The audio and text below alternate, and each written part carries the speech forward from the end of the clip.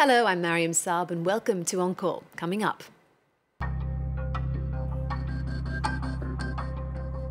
France's famed publishing house shelves plans to reissue anti-Semitic pamphlets penned by Louis-Ferdinand Céline in the 1930s. We cut behind the controversy.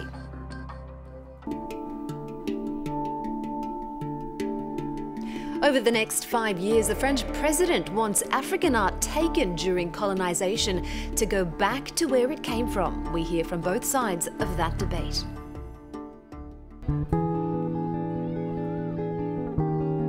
And meet Lucien Suel. The French poet opens his door to France 24. It's in a lush village in the country's northern Flanders region that the artist tends to his secret garden of inspiration.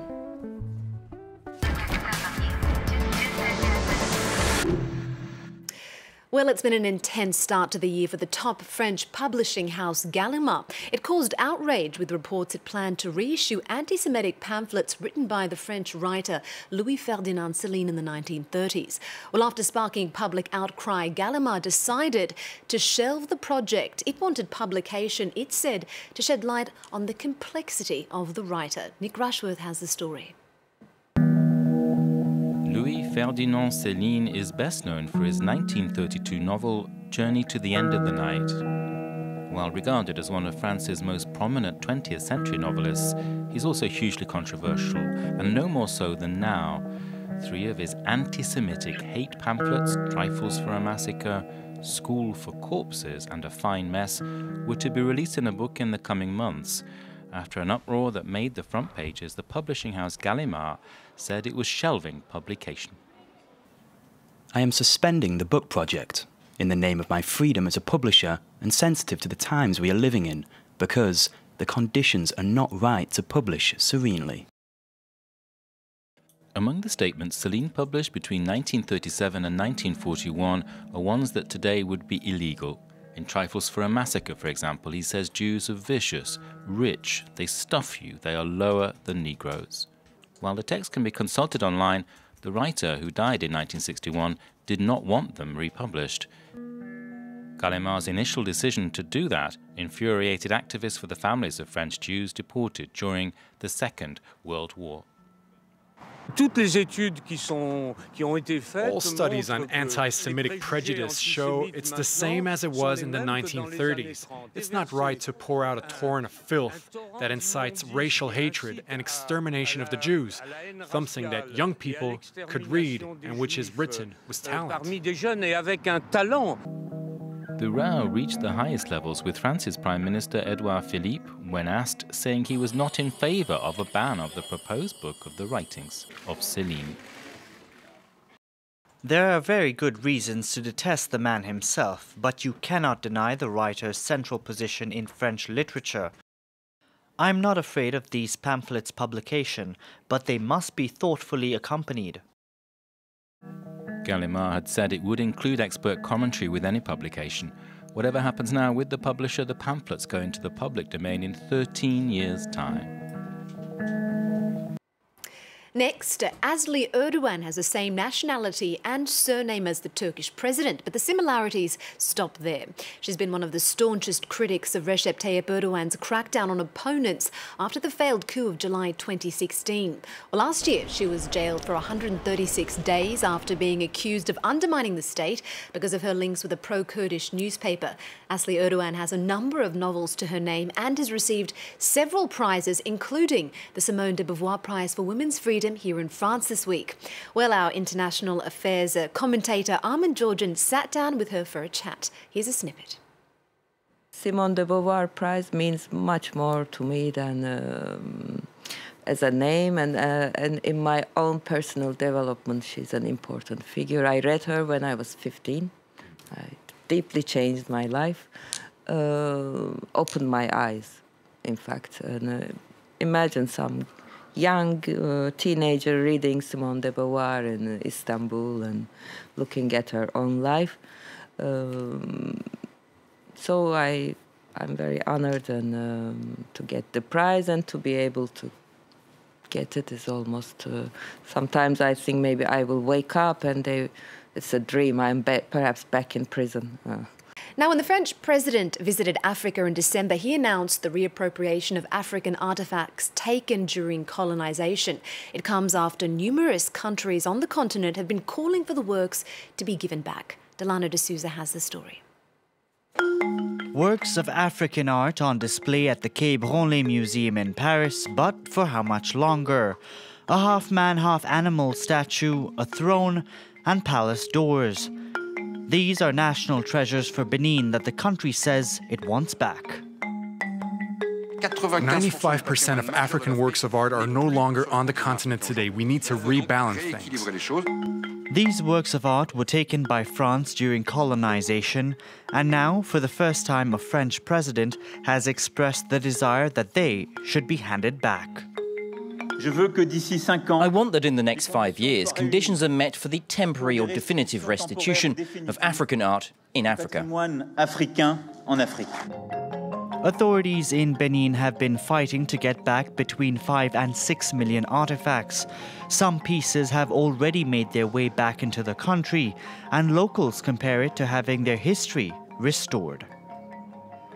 The cultural wealth here is incredible. This is our culture that left in many forms but came back. It's a joy. It's like the return of the prodigal son. Benin hopes the returned art will help spur tourism, but in France, collectors and conservationists are worried about the future of the works. I think today there is a lack of structure. The temperature needs to be constant. The objects need to be protected from parasites. People need to be able to treat the works in case there is a problem and to clean them, restore and present them for display. And today, that doesn't exist in Africa. It's these sorts of accusations that authorities in Benin want to stop. I want this debate to end and for people to consider that authorities in Benin are responsible and that they know about conservation of national art and that when we ask for the works to be sent to us, we will create the conditions to preserve them. If the Quai Branly Museum hands back its art forcibly taken during colonization, it would lose between 10 to 20% of its African collection. Well, turning the page now to the writings of a French poet. Lucien Suel just finished the publication of a novel and a book of poems titled No Noise or Fury. He's also one of the official translators of the American writer Jack Kerouac. Well, France 24 was invited into his home in Flanders, northern France. It was there that he unearthed the secrets to his prose. This next report is by Renaud Lefort and Owen Barnell. Tracking the poet Lucien Suel, the trail leads to Flanders, where he has lived all his life, and, inevitably, to his allotment, from which the ancient poet is never far.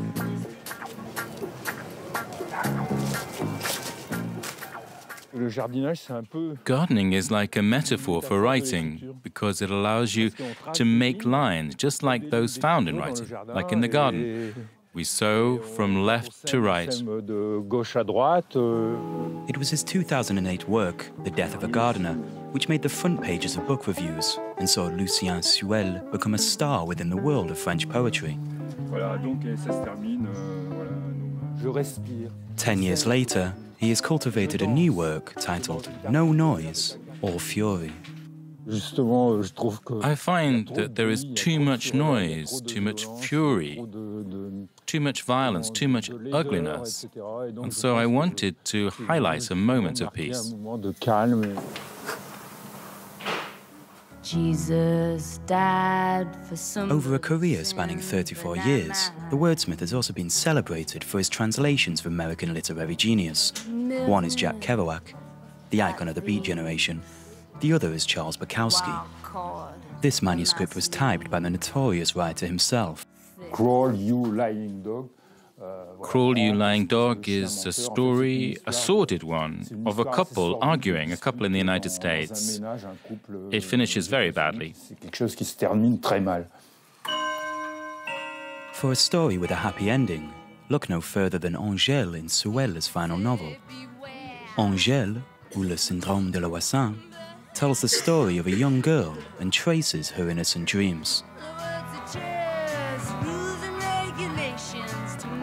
Angèle is a girl who's able to absorb everything she sees, everything she smells, hears, that she goes through, whether she sees landscapes or objects, whether it's about her friends at school or what's going on with her family.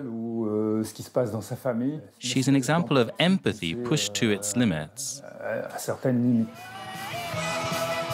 Similarly, Suel has always adapted, particularly to the technological limitations of his time. In 1972, when he published the work titled The Star Screwer, each edition was done by hand and sent by post, whereas today, his words are planted far and wide across the internet through his blog and Twitter account. And to wrap, let's throw the spotlight on Hotel Paradiso, a production staged by German theatre troupe Family Floors. A mountain resort sets a scene for the unfolding familial black comedy where many strange things can and in fact do happen. Well, you can sit in on the show at Bobino Theatre here in Paris from January 16th to February 4th. Do remember our website. Connect with us on social media. Stick around. There's more news coming up here on France 24. But first, a sneak peek at Hotel Paradiso.